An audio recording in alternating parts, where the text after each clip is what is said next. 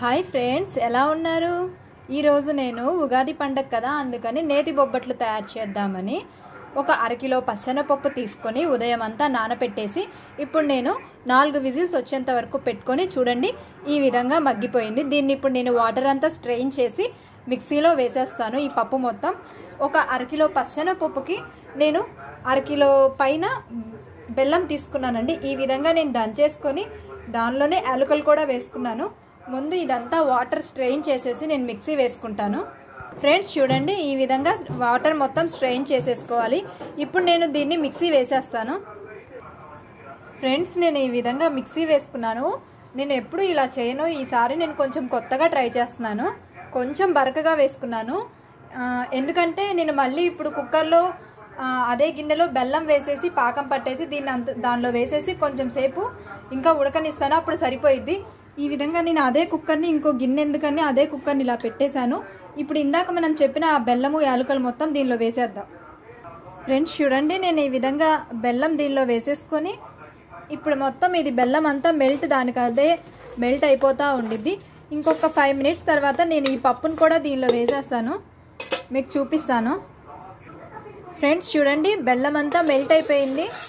ఈ విధంగా ఇప్పుడు నేను ఇందాక మిక్సీ వేసుకున్న పప్పు అంతా దీనిలో వేసేస్తాను. ఈ విధంగా పప్పు అంతా వేసేసుకొని బాగా మెల్ట్ అయ్యేదాకా తిప్పుతూ ఉండండి.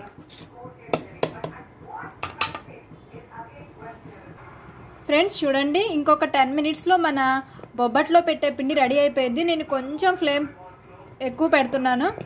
చూడండి, ఇంకొంచెం కన్సిస్టెన్సీ అనేది గట్టి పెడితే చాలు. ఇంకొక 5 మినిట్స్లో నేను ఆపేస్తాను. ఫ్రెండ్స్ చూడండి, ఈ విధంగా ముద్దగా అయిపోతే సరిపోతుంది, ఇంకా మనం ఆపేసుకోవచ్చు. ఎందుకంటే ఇదిగోండి, కొంచెం ఇట్లా తీసి మనం ఇట్లా చేస్తే నాకు ఉండగా వచ్చింది, వేడిగా ఉంది కాబట్టి ఇప్పుడు మీకు చూపించలేకపోతున్నా.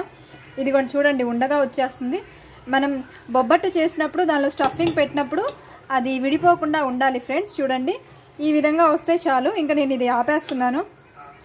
నేను ఓన్లీ ఇప్పుడు బొబ్బట్లోకి పెట్టుకునే స్టఫింగ్ ఒకటే తయారు చేసుకున్నాను.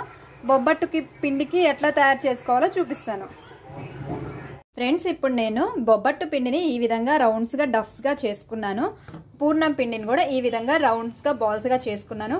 ఇప్పుడు నేను ఎలా చేయాలో మొత్తం ఒక్కొక్కటి చేస్తూ లోపల పూర్ణం ఎలా పెట్టి స్టఫ్ చేసి బొబ్బట్టు ఎలా చేస్తానో చూపిస్తాను.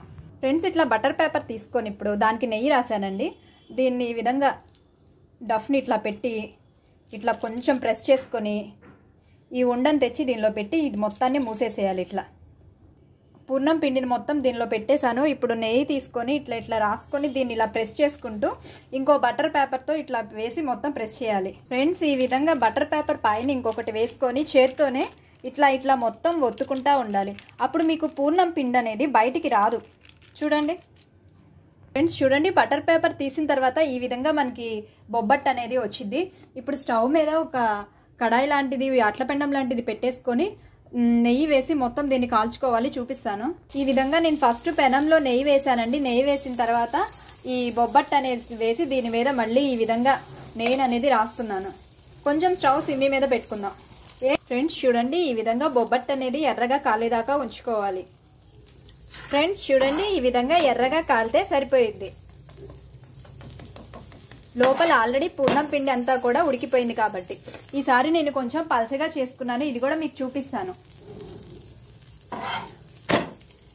ఇప్పుడు తీసేస్తాను. ఇదిగోండి ఫ్రెండ్స్ బొబ్బట్టు. చూడండి ఇంకొక బొబ్బట్టు. నేను బేకరీలో కొనే బొబ్బట్లు కూడా ఇంతే ఉంటాయి ఫ్రెండ్స్. సేమ్ స్వీట్ షాప్లో కొనే కూడా మనం ఇంట్లోనే ఈజీగా మనకి టైం ఉంటే ఈ విధంగా నేతి బొబ్బట్లు తయారు చేసుకోవచ్చు. పిల్లలు చాలా ఇష్టంగా తింటారు. ఫ్రెండ్స్ చూడండి, బొబ్బట్లు రెడీ అయిపోయాయి. తెలంగాణలో అయితే భక్షాలు అంటారు, మనం ఆంధ్రాలో అయితే బొబ్బట్లు అంటారు. చూడండి, ఈ విధంగా మీరు ఇంట్లోనే చేసేసుకోవచ్చు బొబ్బట్లని. ఒకసారి ట్రై చేయండి ఫ్రెండ్స్ ఇట్లా.